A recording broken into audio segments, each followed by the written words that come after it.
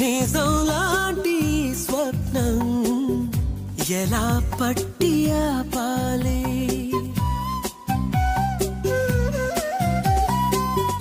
కలే అయితే ఆ నిజం